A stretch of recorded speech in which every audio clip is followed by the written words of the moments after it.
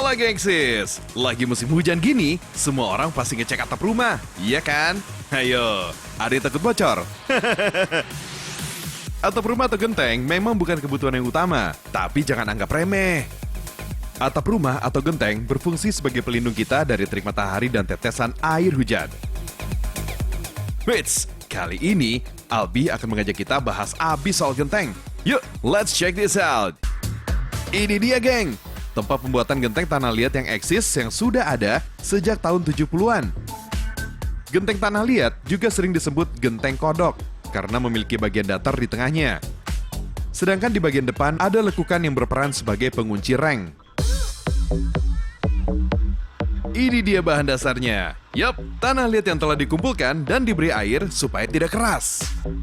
Tanah liat ini memiliki tekstur yang cenderung lengket dalam keadaan basah dan kuat menyatu antara butiran tanah satu dengan lainnya. Tanah liat ini dipadatkan dan kemudian dibentuk menjadi gumpalan besar. Sip! Gengsis, tanah liat tadi akan dimasukkan ke dalam mesin giling. Pada proses ini, tanah liat diberi campuran pasir supaya tidak terlalu lembek dan dapat mempermudah penggilingan.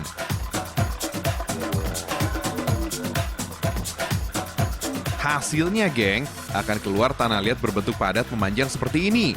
Lalu potong sesuai ukuran. Next, tanah yang telah dipotong akan diangkut ke mesin pres dan langsung dicetak. Proses pencetakan ini menggunakan mesin pres. Sebelum dimasukkan, pipihkan dulu kotak tanah liat yang sudah digiling tadi. Tujuannya agar tanah liat padat dan pas sesuai dengan ukuran mesin. Alright! Genteng yang sudah dicetak kemudian dikeluarkan dari mesin dan dirapikan bagian pinggirnya.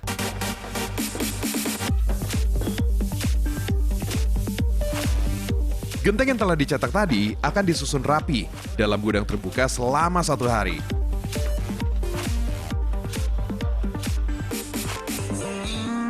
Nah, ada genteng yang telah kering nih geng. Selanjutnya, jemur genteng di bawah sinar matahari selama 12 jam atau tergantung cuaca. Gengsis, genteng tanah liat banyak kelebihannya loh. Selain tahan lama, genteng tanah liat tidak memunculkan hawa yang panas meski matahari bersinar dengan terik. Terbukti nih geng, saat uji coba untuk mengetahui suhu menggunakan termometer, ruangan yang menggunakan genteng tanah liat akan lebih dingin dibandingkan dengan suhu yang menggunakan atap asbes. Selain itu, pada malam hari, genteng tanah liat bisa memberikan kehangatan dan tidak memunculkan kebisingan sama sekali. Sips! Setelah kering, genteng akan melalui proses pembakaran di dalam tungku. Susun genteng jangan terlalu padat ya, dan lubang-lubang asap jangan sampai tertutup, supaya gentengnya matang merata. Proses pembakaran ini berlangsung selama 12 jam, pada suhu mencapai 600 derajat Celcius. Wow! Genteng yang telah dingin selanjutnya dicat sesuai kebutuhan dan dijual dengan harga Rp30.000 per potongnya. Gengsis, meski genteng tanah liat masih eksis, ada satu lagi nih, inovasi terbaru dari genteng. Genteng modern yang juga banyak diminati, namanya genteng metal. Genteng ini terbuat dari logam anti karat dan memiliki daya tahan terhadap api. Meski terbuat dari logam, bobotnya ringan dan tidak memerlukan rangka atap yang kuat. Yuk, kita kunjungi pabriknya di Gresik, Jawa Timur. Cihuy!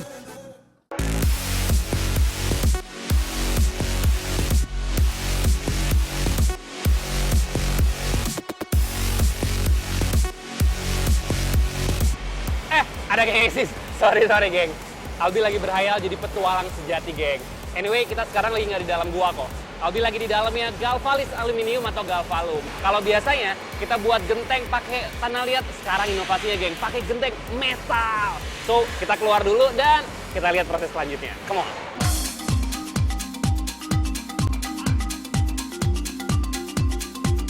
Alright, bahan yang digunakan ini namanya Galvalum atau Galvalish Aluminium. Bahan ini merupakan material baja dengan pelapis yang mengandung unsur aluminium dan zinc. Sifat aluminium yang tahan karat dan zinc yang keras menjadikan kombinasi dasar genteng metal lebih kuat, tahan karat, dan lebih ringan dibandingkan bahan lain. Ini pengukurannya ya Pak ya? Gak percaya? Yuk kita lihat nih, uji coba bahan materialnya. Di ruangan khusus ini, bahan metalnya akan melewati beberapa tahapan uji, seperti tensile test alias uji ketahanan material. Dengan menggunakan mesin berat ini, koil metal akan dilihat seberapa tahan terhadap beban. Genteng metal layak jual harus mampu menahan beban sampai 40 kg. Kemudian, uji ketebalan bahan. Uji coba ini untuk memastikan apakah tebalnya sesuai dengan labelnya. Ini dia nih, bahan pembuat genteng metalnya. Biasanya satu gulungan besar ini panjangnya mencapai 2.600 meter, geng. Dikerjakan dalam satu shift alias 8 jam kerja. Bahan galvalum ini akan dimasukkan ke dalam decollier atau mesin pelepas gulungan, geng. Mesin ini sudah diatur kecepatannya, yaitu sekitar 10 meter per menit. Yuk, langsung aja dimasukkan ke mesin pencetak genteng metalnya. Di mesin ini bisa membuat lembaran koil ini menjadi genteng metal siap pakai. Nah, kalau yang ini disebut pencetak pola genteng sekaligus mesin pemotong ukuran, geng. Tuh, kelihatan kan bentuknya? Bergelombang seperti genteng dari tanah liat. Proses pembuatannya gak sampai berjam-jam, geng.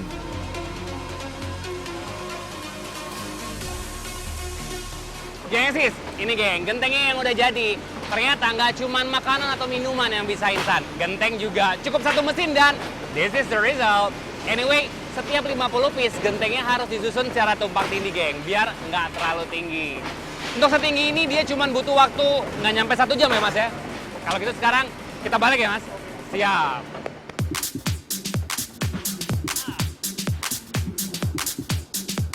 Yoi, geng, dalam satu shift, pabrik ini bisa menghasilkan 2.500 genteng per mesinnya, geng. Itu artinya ada 20.000 lembar genteng metal dalam satu kali produksi. Semenjak keberadaannya, genteng-genteng metal ini begitu diminati seluruh penduduk di Indonesia, terutama Indonesia Timur, geng, seperti Maluku, Papua, Kalimantan, Lombok, dan banyak lagi. Keberadaan genteng metal memang mengalihkan sebagian perhatian para pemilik rumah karena warnanya yang mengkilat. Gengsis, meskipun terbilang jadul, tapi genteng belum banyak yang tahu loh asalnya dari mana. Let's find out. This is the history. Genteng ditemukan pertama kali pada awal abad ketiga sebelum Masehi di Lerna, Yunani. Temuan awal genteng di Yunani yaitu sekitar Korintus, di mana genteng mulai menggantikan atap jerami di dua kuil, Apollo dan Poseidon. Awalnya, genteng berbentuk es, berukuran agak besar, dan beratnya sekitar 30 kilo. Kala itu, pembuatan genteng sangat mahal dan tahan api. Oleh karena itu, genteng sangat dibutuhkan untuk memberikan perlindungan di kuil yang mahal. Di Belanda, produksi genteng dimulai pada abad ke-14, ketika kota memerlukan perapian. Pada waktu itu, kebanyakan rumah terbuat dari kayu dan memiliki atap jerami yang mudah terbakar. Untuk memenuhi permintaan, pembuat atap genteng mulai memproduksi genteng dengan tangan. Banyak dari pabrik-pabrik kecil mengatur produksi dekat sungai, baik untuk ketersediaan tanah liat serta kemudahan transportasi. Di Indonesia, kerajinan genteng muncul di sekitar tahun 1920-an. Saat itu pemerintah kolonial Belanda melakukan penelitian untuk memetakan daerah yang memiliki tanah liat bagus untuk bahan atap bangunan. Pengenalan genteng sebagai atap juga dilakukan oleh tim kesehatan Belanda. Misi kesehatan dilakukan karena saat itu terjadi wabah pes. Saat itu banyak tenaga kerja pribumi yang tidak bisa kerja maksimal karena terserang penyakit tersebut. Terungkap bahwa ternyata sebagian besar rumah yang saat itu masih beratap rumbia yang dijadikan sarang tikus penyebab pes. Sejak saat itulah, pembuatan genteng tanah liat di Indonesia semakin berkembang pesat hingga sekarang ini.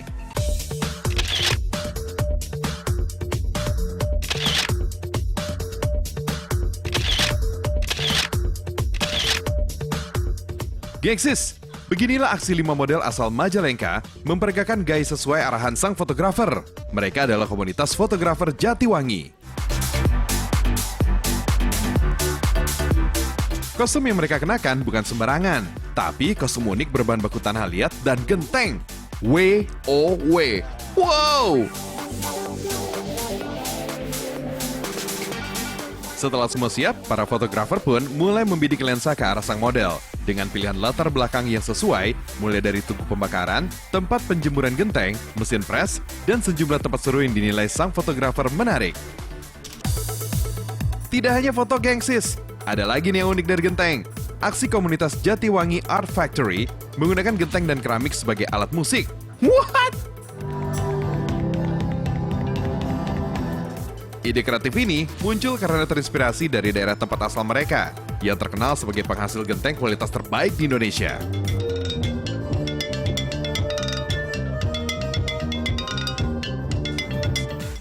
So, selain menyalurkan bakat dan hobi, penampilan mereka juga memperkenalkan genteng mempunyai nilai guna yang berbeda. Mantap! So, gengsis, jangan beranjak dulu. Eksis habis, we'll be right back.